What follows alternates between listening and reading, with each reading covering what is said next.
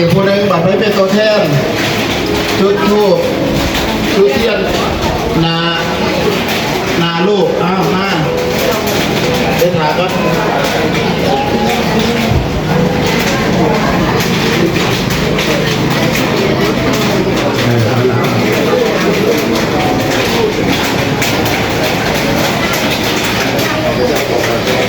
ครบรอบ100 วันภายในลำนี้มาดีบอกโอ้100 วันเทียบเลยก่อนเลือกเลยก่อน25 เมษายนถึง2 สิงหาครบ100 วันอาจารย์อันนั้นเองอาจารย์มันยิ่งนี่ครบหรือเปล่ามาแล้วครับได้เสื้อผ้าไหมนะเนาะมิจรีได้ประมาณนี้สบายแล้วครับเพื่อนอันลูกชายเพื่อนบ่ทันได้เฮ็ดบางเสื้อผ้าไปให้ก็เลยมาหาพ่อครู่บัดนี้พ่อครู่ส่วนให้บ่มาเลยบาทได้ชุดงามแบบมิจรีแล้วบ่ซั่นไปดีแล้วครับ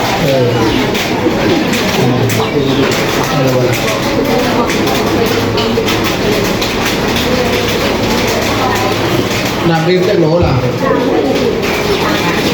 น้ำดื่ม30 โหลเอาเราทำบูชาพระรัตนตรัยว่าตามเด้อ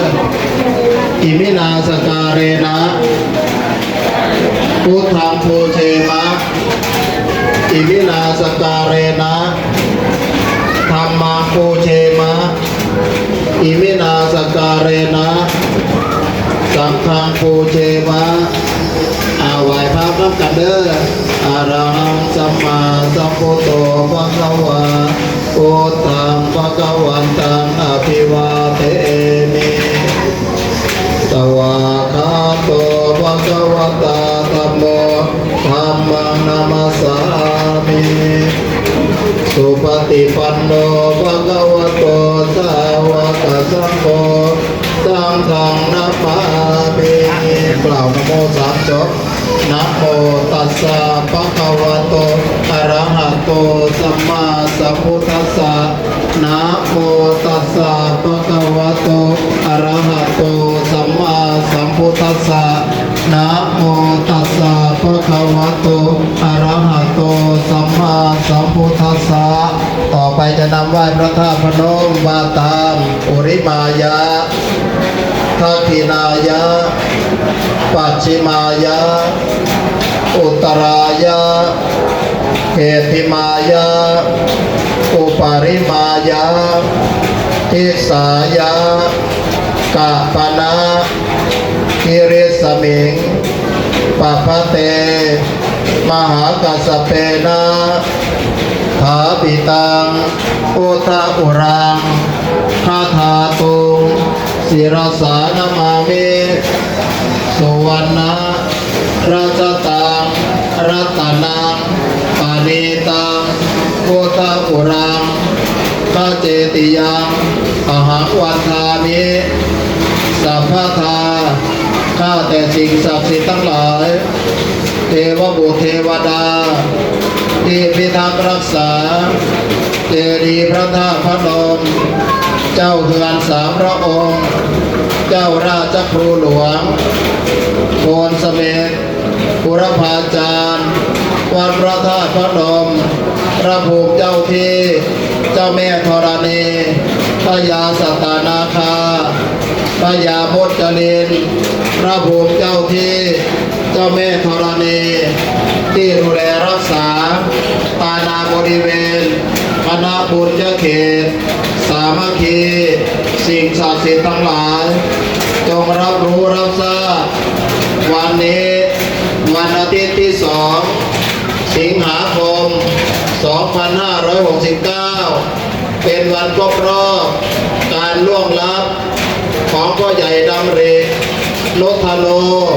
ที่ล่วงลับไปแล้วญาติพี่น้องทั้งหลายได้พร้อมเพรียงตั้งอกตั้งใจเสียสละจตุปัจจัยเป็นเจ้าภาพถวายภัตตาหารเพลแด่พระภิกษุสามเณรเพื่ออุทิศส่วนบุญส่วนกุศลไปถึงดวงวิญญาณพ่อใหญ่ดำรินุธโนและพี่น้องทั้งหลายที่ล่วงลับไปแล้วดังมีรายนามดังต่อไปนี้ คุณพ่อดำริลุกโนคุณตาตังยายแก้ลุกโนคุณพ่อสกุลศักดิ์แม่ดวงแก้ลุกโนคุณแม่รัศมีดาบรีกิจทองวีระคุณพ่อสมบัติลุกโนคุณแม่ศรีพระลุกโนคุณพ่อสมชายลุกโนคุณปู่ตาย่าหมีสีหาคุณตาบุญจันทร์ยายเพียงสีหาคุณตาทองยายของสีหาคุณตาวายายตุ้มวันนี้คุณตาสมควรแต่สุดแห่งสิงหาคุณยายสมควรควรนโมดคุณตาเกณฑ์ยายจางนรชื่อคุณตาหนองยายยอยยายลอยยายเอ็กคุณตาสียายลอยคุณคุณตาทูนยายลำเบียทุกธนูคุณตาชมพูนรชื่อคุณตาสวนยายแก้วลุราคุณตาจำเนียงยายฉลองซับแดงคุณยายสมรน้ำรอดคุณยายจำปาคุณตาเฉยลาพิโรม ด้านหลังไม่ดีหมด เอาได้นี้จึงถือโอกาสบอกกล่าวสิ่งศักดิ์สิทธิ์ทั้งหลาย ให้รับรู้รับทราบและนำข่าวสารการกุศลที่ข้าพเจ้าได้อุทิศให้ในวันนี้ไปถึงดวงวิญญาณญาติพี่น้องทั้งหลาย 22 ท่าน 22 คนที่อ่านรายนามไปแล้วให้มารับส่วนบุญส่วนกุศล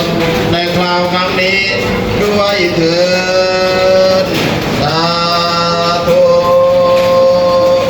นะโมตัสสะภะคะวะโตอะระหะโตสัมมาสัมพุทธัสสะ นะโมตัสสะภะคะวะโตอะระหะโตสัมพุทธัสสะนะโมตัสสะภะคะวะโตอะระหะโตสัมพุทธัสสะ เหตุปัจจโยอารามณปัจจโยอาทิปติปัจจโยอานันตารปัจจโยยามานันตารปัจจโยสหัจจตปัจจโยอัญญมัญญปัจจโยเนสยปัจจโยอุปเนสยปัจจโยอุเรจตปัจจโยปัสสัจจตปัจจโยอาเสวนาปัจจโยกรรมปัจจโยวิภาคปัจจโยอาหารปัจจโยอิตาริยปัจจโยชานะปัจจโยมาตปัจจโยสัพพโยตปัจจโยวิปโยตปัจจโยอาทิปัจจโยนาทิปัจจโยเวคาตปัจจโยอาเวคาตปัจจโยอนิจจวัตสังขาราโอปาทวายธรรมิโนโอปาจิตวานิโรจติเอสังอุปสัมโมสุโขสัพเพสัตตามรติจามาริสุจามาริสเรตาเทวะหังมาริสามินาทิเมเอตาสังสยโยว่าตามมันถวายพระทหารอิมานิมายังพันเตไทยธรรมานิบางสุกุละจีวรานิปัตตานิสัปริวารานิภิกขุสังคัสสะโอโนจยามะสาธุโนพันเตภิกขุสังโฆอิมานิบางสุกุละจีวรานิปัตตานิสัปริวารานิปฏิคันหาตุอัมหากังทีคารตังอิตายะสุขายะข้าแด่พระสงฆ์ผู้เจริญข้าพเจ้าทั้งหลายได้น้อมนำมาแล้วซึ่งภัตตาหาร เรื่องไทยธรรมพร้อมจตุปัจจัยขอน้อมถวายแก่พระสงฆ์ขอพระสงฆ์จงรับเพื่อประโยชน์และความสุขความเจริญแก่ข้าพเจ้าทั้งหลายข้าพเจ้าทั้งหลายขออุทิศส่วนบุญส่วนกุศลไปถึงดวงวิญญาณญาติพี่น้องทั้งหลายที่ล่วงลับไปแล้วที่อ่านรายนามไปแล้วมีคุณพ่อดำรินุธโนเป็นต้นให้มีส่วนมารับอนุโมทนาในคราวครั้งนี้หากตกทุกข์ได้ยากลำบากเข็นใจก็ขอให้พ้นจากทุกข์ถ้ามีความสุขแล้วขอให้มีความสุขยิ่งขึ้นไปและอำนวยอวยชัยมายังข้าพเจ้าทั้งหลายจงปราศจากทุกโศกโรคเวรภัยทั้งหลายทั้งปวงอันตรายใดๆก็อย่าได้มากล้ำกายตั้งแต่บัดนี้เป็นต้นไปให้หายทุกข์หายโศกหายโรคหายภัยหายพยาธิโรคาเพราะเข็มเวรภัยหายไปทันทีเพราะวันเพราะเดือนเพราะปีเพราะวันขอให้เคลื่อนเพราะเดือนขอให้คลายเพราะปีขอให้ห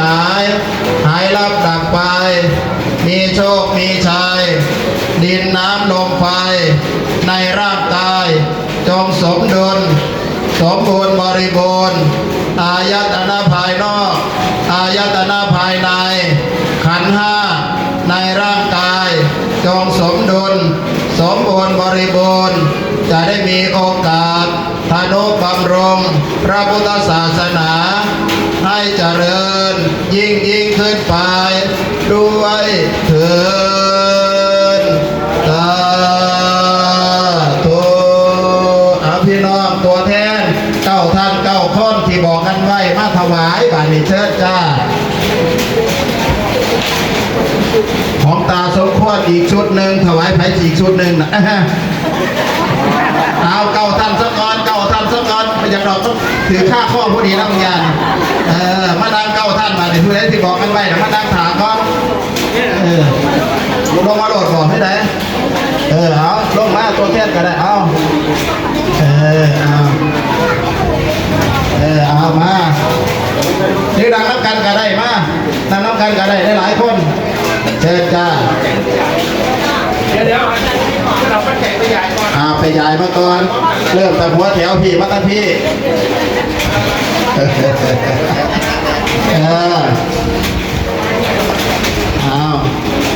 เบิ่งซ่องมาเรียบร้อยอย่าให้ซ้ำกันเอาไปเดินจ้าพยาควรแล้วยิงเปื่อยเลยเนาะจัดชนะคือบอกขาดแท้ได้แล้วบอก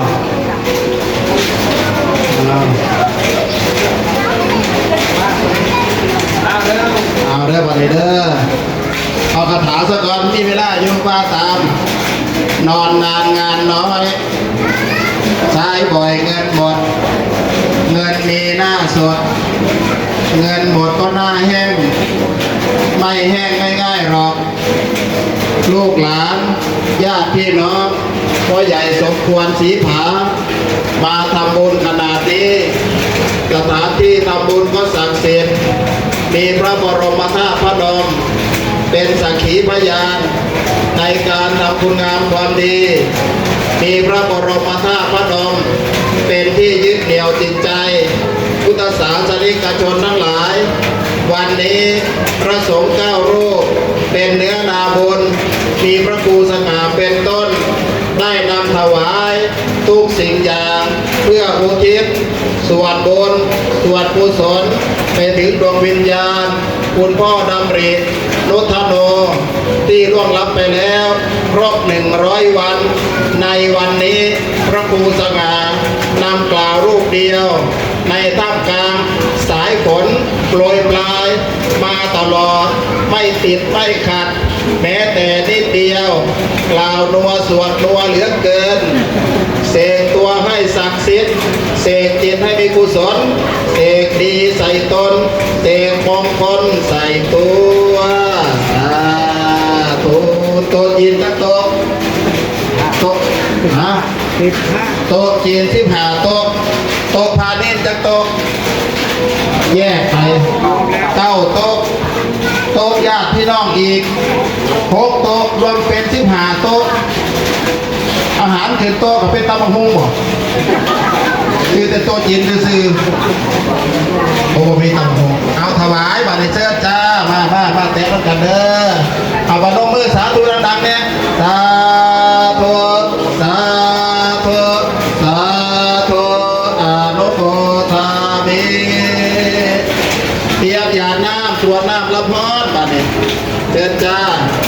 แล้วก็อีกคือเก่า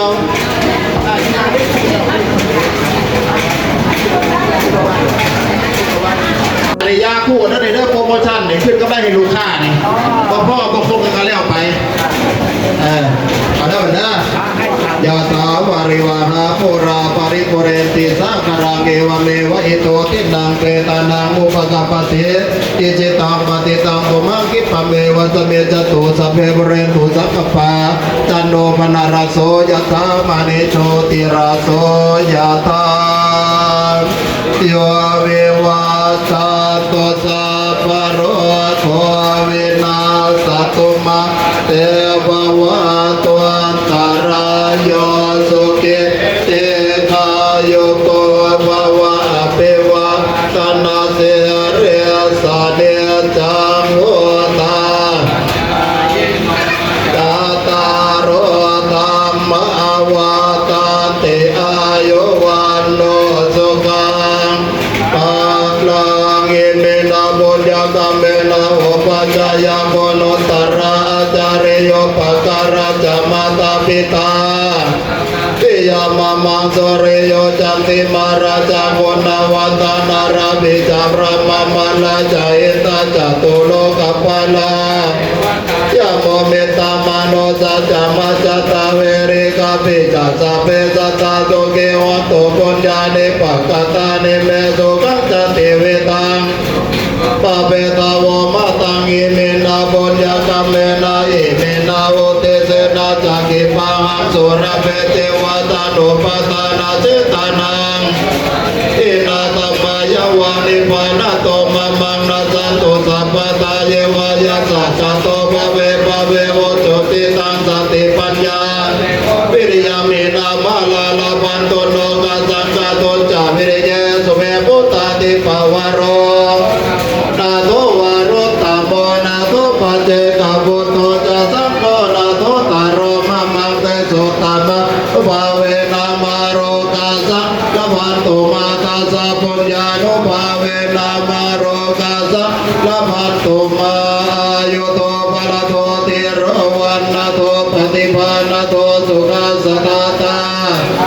สุขังโสอธิกาสติอายุกาตวะพลังวันนังสุขัสสะปฏิภาณโตเตกาโยยาสวะโอติยาตยาโสอภัสสะเตเตโวตุสัพพมังคลังราคะตุสั